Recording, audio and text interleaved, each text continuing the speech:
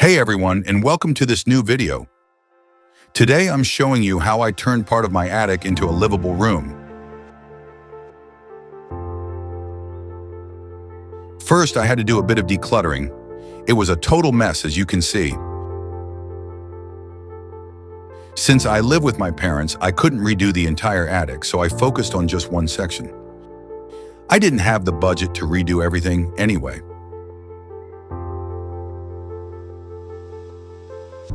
After a quick vacuum, I started by installing counter battens on the ceiling, which would allow me to fix plasterboards later on. Ideally, I should have removed the old insulation and replaced it with new. But again, budget constraints. Then I ran all the electrical conduits. As an electrician, that part was pretty easy for me. Next, I added insulation between the battens for better sound and heat insulation. Then came the vapor barrier. I tried to do it as cleanly as possible, even though it was my first time doing it. In this short clip, I planed down the beams to make them look fresh again. I wanted to keep the beams exposed for a more stylish and cozy look. Even though it meant a lot more work, the final result was totally worth it. Thankfully, some friends came to help me put up the plasterboards on the ceiling. I never could have done it alone. After that, I started building the outer wall. The metal frame might look strange. That's because I plan to use a double layer of plasterboard with different sheet sizes, 120 and 125 centimeters.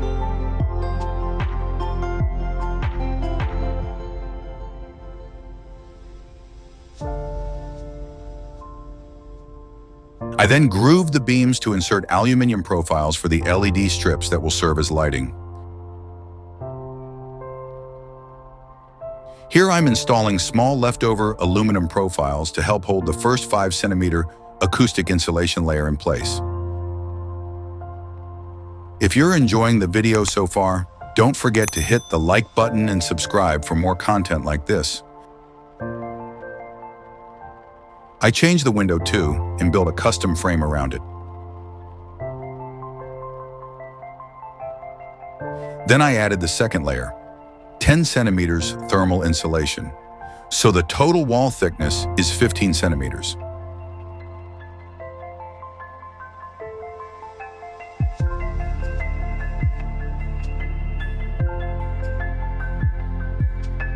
I installed a vapor barrier all around the room and closed up the walls with a double layer of 12.5 millimeter plasterboard.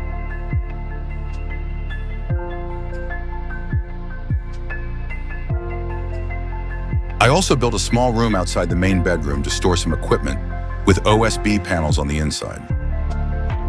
Here's the custom entrance door I built with a carpenter friend. I bought wooden battens and raw planks, and we made grooves using a router to fit everything.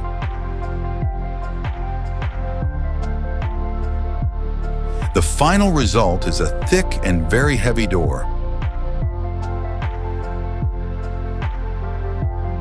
Then we started jointing and smoothing out the ceiling. Here I'm burning the beams to give them an aged look. The effect is pretty cool, though old sand-blasted beams would have looked even better. But mine weren't old enough for that.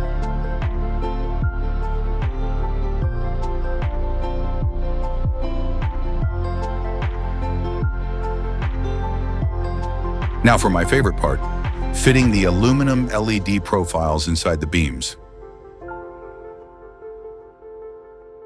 I had pre-cut the grooves before closing the walls. Otherwise, it would have been way more complicated. I also added an electric feed to each beam.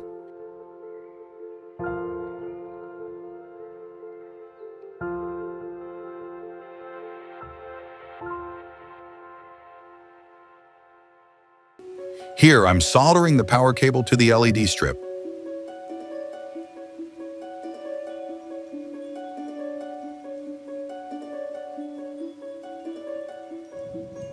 Honestly, the solder wasn't great. It didn't hold up over time. I was probably distracted trying to film at the same time. Then I ran the cable through the conduit and stuck the LED strip into the profile. I used push buttons connected to an external dimmable module, which allows me to adjust the brightness of the LED strips. Here's how it looks when the LEDs are on. This is the finished door, made from reclaimed wood that I brushed to give it a nice texture. Here I'm applying a final skim coat to smooth the ceiling.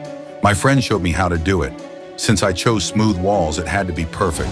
LED lighting really shows every flaw. I still had some reclaimed wood left, the same used for the door. So I built a feature wall at the back of the room. I brushed the planks with a brass wire brush, and I really like how it turned out. And finally, here's the day my friends helped me paint the entire room white. Huge thanks to them. And of course, we had some beers to celebrate.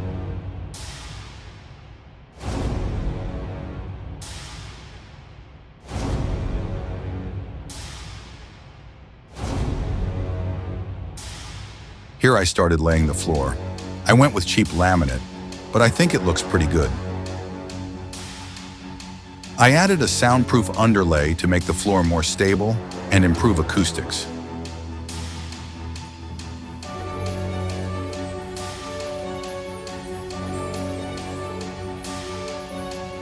At first I used matching baseboards but switched to white ones in the end.